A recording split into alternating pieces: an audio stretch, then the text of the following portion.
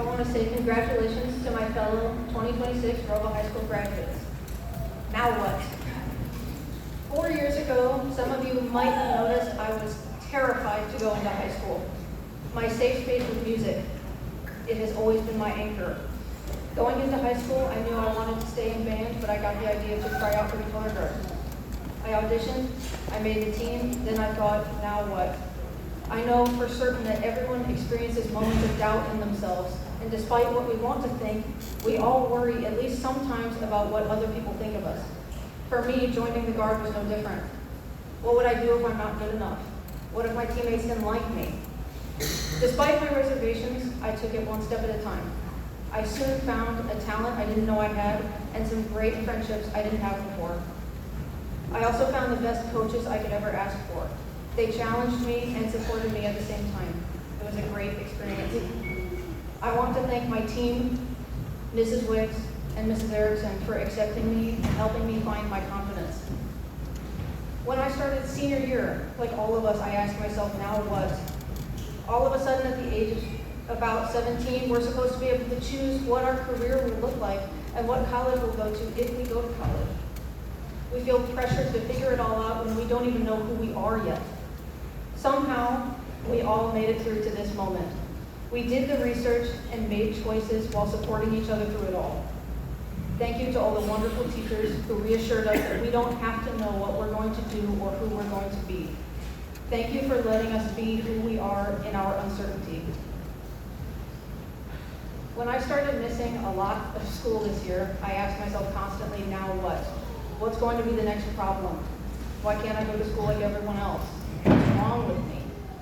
I felt like I was drowning in everything I knew I needed to do, everything I missed, and everything I would have to make up while I was still struggling.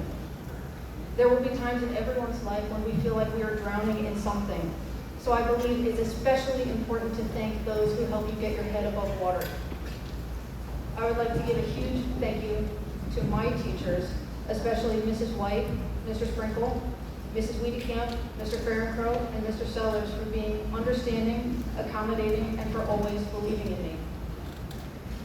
I've always liked school, and I love learning, so not being able to go was incredibly confusing and frustrating. This struggle led to my family and I trying to find solutions through testing.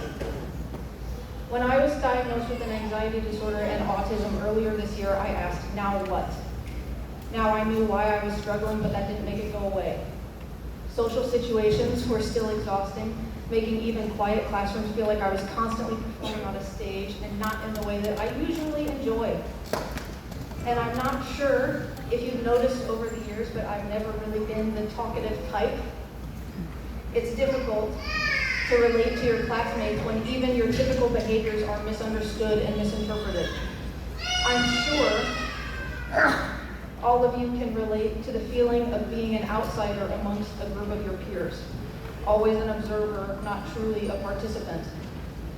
Through it all, I have been incredibly fortunate to have good friends who stuck by me even when I had to step away because everything was just too much, or I had to do things that would normally be considered pretty weird. They accepted me no matter what, which I hope is something that all of you can find in every stage of your life.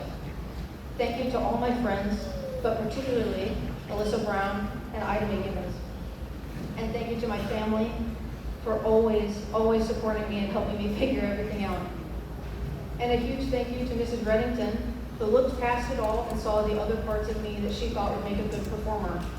She saw things in me I wasn't sure were there, and I am forever grateful for that. Every one of us has our own set of successes and challenges, our own strengths and weaknesses. I sincerely hope we will all get to know ourselves fully, take opportunities to grow when we are presented with them, and surround ourselves with loving, supportive people. That group of people will shift and change through every phase of our lives. So I promise not to forget about all the people who have been by my side through this phase of my life, and I hope you promise the same.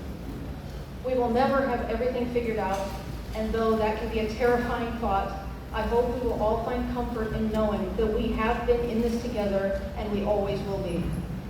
Learn to be comfortable in the uncertainty, and no matter what, as cheesy as it is, be yourself. There is a special kind of beauty in that. So again, congratulations, graduates. Now what?